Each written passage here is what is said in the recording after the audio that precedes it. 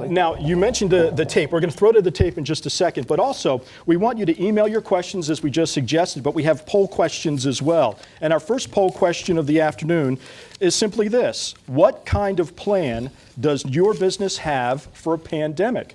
Are you prepared at all? A, do you have a complete plan? B, you have a plan in place, but it's really not complete. C, there is a plan that's just in progress right now.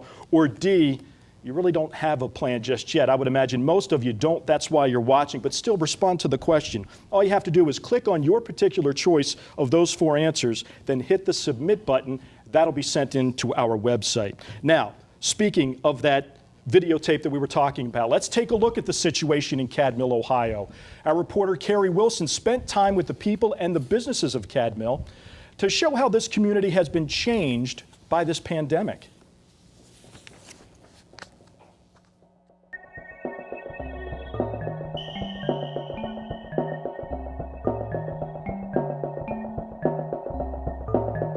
Cadmill, Ohio is what some people might call a small heartland town. About 45,000 people live here, and most of them work manufacturing or agricultural jobs. Many still work here on Main Street. Many of the manufacturers here are locally owned businesses. Even more are national and international companies. Over 250,000 acres of good farmland surrounds the city, and there are over 900 farms in this area. Cadmill is the seat of South County and offers the nearest shopping and restaurants to towns in 8 surrounding counties. So on weekends and holidays, the population of Cadmill is really more like 75,000. The pandemic that began almost 2 years ago has struck numerous Midwest communities within 5 states, and millions of Americans were treated in a 14-month period. Cadmill was the first American town to really experience the true force of this pandemic. This dangerous infectious disease spiked, then rippled unchecked through the community for months on end. With it came the fear that comes from being branded as ground zero in one of the worst flu epidemics in U.S. history. The appearance of a rare strain of influenza in this town have long-term disastrous effects on the local economy over a period of about 14 months.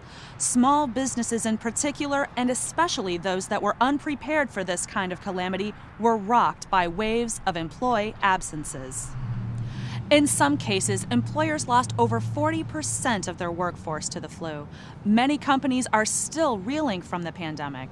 In all, some 15,000 people in this county alone were treated for this rare kind of Asian bird flu during the period that state and federal authorities declared as an emergency. And sadly, 148 people in South County, mostly the elderly or very young, lost their lives during the pandemic. While the loss in life, the worst in the nation, cannot be overstated, at the same time, the loss of work man-hours and the effects on the thousands of citizens hit by this event is staggering. So how did this happen to Cadmill? How did the flu virus, previously only found in Thailand and Laos, arrive here in Ohio and sweep this town and many others for months on end? It only takes one person to start something like this spreading. And according to local hospitals, public health offices, and a newspaper reporter who has followed the story from the beginning, one person here in Cadmill may have indeed been the flashpoint. Well, this pandemic has hit a lot of places. No place has been affected as bad as Cadmill.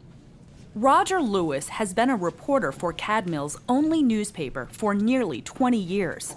He followed the pandemic's effect on the community from the start, and several of Roger's stories were picked up by the national media.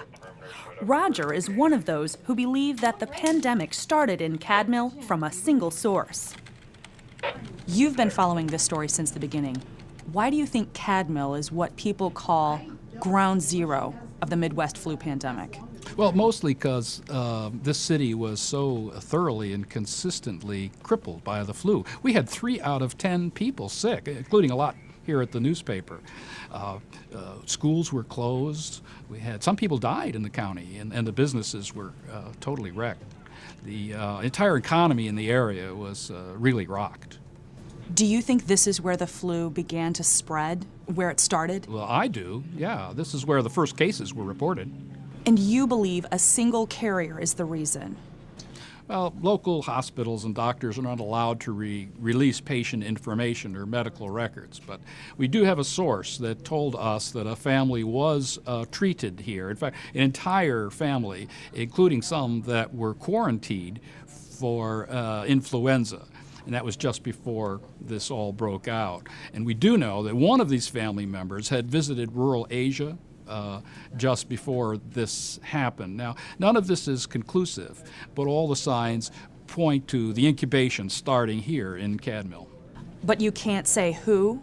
No, but that's not the point of the articles that I wrote for the paper here or for the national press, because it could happen anytime or any place, and there's plausible theories about other possible things that could have started it. A visitor from another city could have come in and started the spread. But the important point is the lasting and recurring impact on the community and the area economy. If you have a small company, 40 or 50 out of 100 workers out sick for 2 weeks with the flu, how are you going to keep going? If you have 7 managers and 5 of them are either sick or considered contagious for a month, how are you going to keep your customers happy? In this hour, we'll spend time with 4 businesses here in Cadmill. Some were prepared for a pandemic, but others were not. We'll compare their stories and learn how the pandemic made normal business in a small city far more difficult in some cases, even disastrous for some. And we'll see how those businesses that took precautions have weathered this disaster.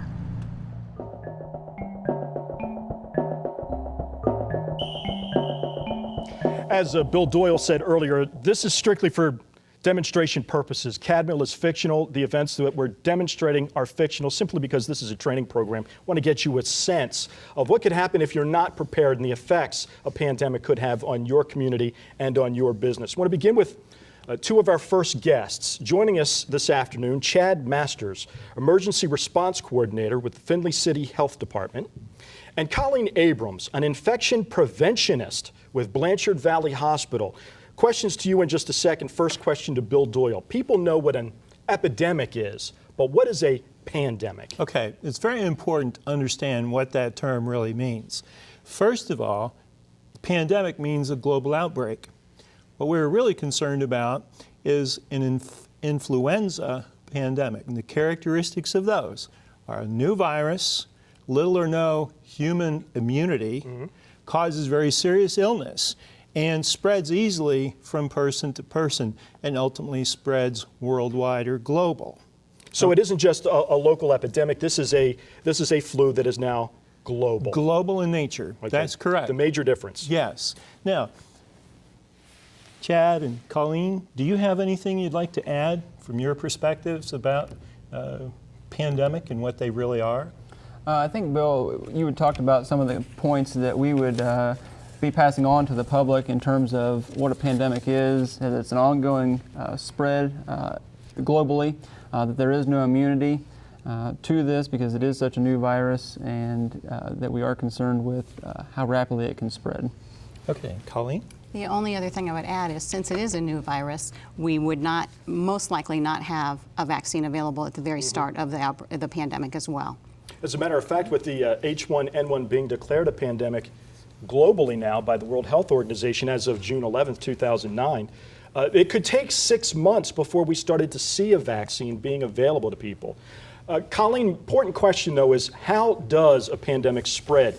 Can you touch somebody and spread it if you have it? Is it contagious if you're near somebody who sneezes? How does it spread? Great questions. And first of all, it is primarily, influenza is primarily spread through respiratory droplets. So if you're within, say, 3 to 6 feet of someone and they cough or sneeze and don't cover that cough or sneeze, then you could breathe and inhale the respiratory droplet and become infectious yourself. It can be by touch, but that's not the primary means of transmission. It primarily is respiratory droplet transmission.